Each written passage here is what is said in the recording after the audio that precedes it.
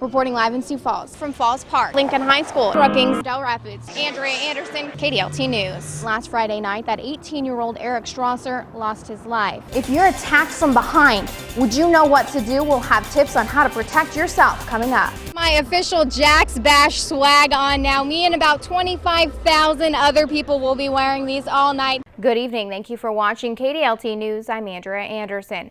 After a woman was rescued and a body pulled from the rubble, crews are now assessing the structure and the area that was the site of a major building collapse yesterday in downtown Sioux Falls. We've been all over this stadium tonight, and I can assure you there is not a bad seat in the house. Here, the 400 block of Northwestern Avenue, and the second, here, the 700 block of South 2nd Avenue. In here, might as well be on a tropical island. It's about 70 degrees in here, and that's one of the perks of having this place, the Midco Aquatic Center, opening now. New today is this letter from the South Dakota Medical Board, who says that Cohen's medical license is now under investigation, and today he agreed to voluntarily stop practicing medicine as this case proceeds. Details are very limited at this time. What we do know is authorities are on scene here in Del Rapids investigating the suspicious death of a child. Good evening. Thank you for watching KDLT News. I'm Anndrea Anderson. 126 new bicycles will make their home under a Christmas tree this year thanks to volunteers with the charity Chariots for Children. It can be as easy as 3 steps. 1, 2. The ice at the Premier Center here isn't the color that it normally is. My uncle and my dad purchasing the building in 1958. I remember the store. Over the years, the store at the corner of Main and Maple has changed a lot. It was fun back then when you packaged your own stuff. Brown paper bag, how many pounds of brown sugar you want, how many pounds of powdered sugar do you want, and bagging your own potatoes, you know. Taking a walk down the aisle, a twinge of nostalgia still lingers at Houston's Market and Department Store, a reminder of the way things used to be. I loved running this business the old-fashioned way, the way my dad taught me.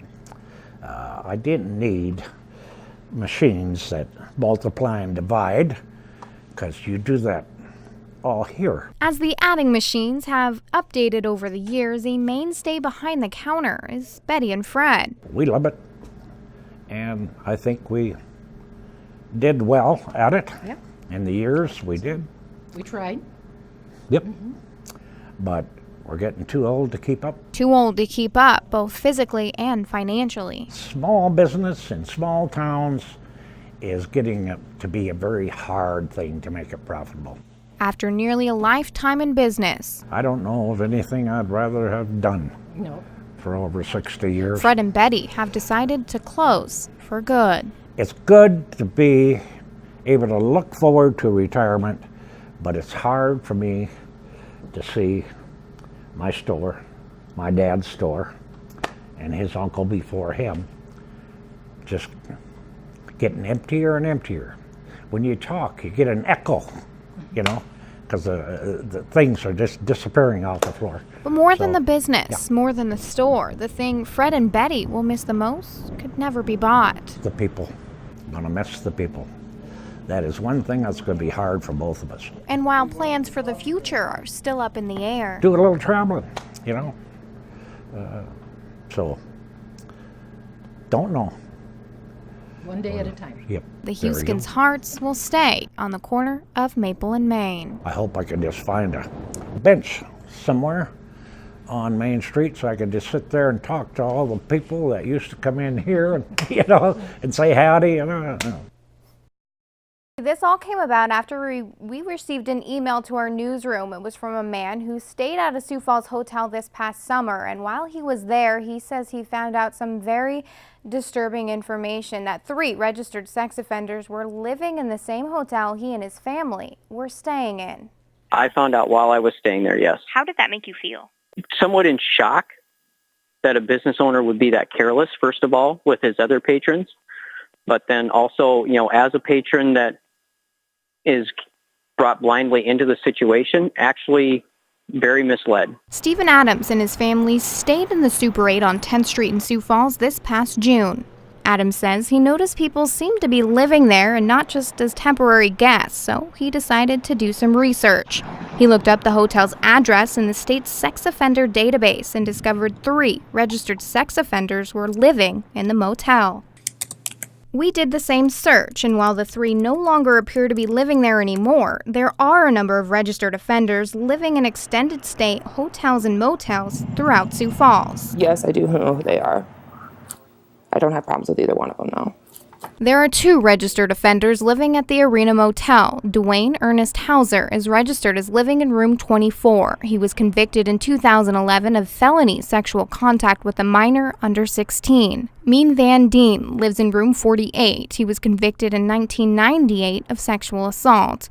This is not information that management shares with guests who check in, and state law says they don't have to. We don't do it here. It's kind of against, policy. If people want to know, it is publicly known. So if you want to know, you get online and you search your area.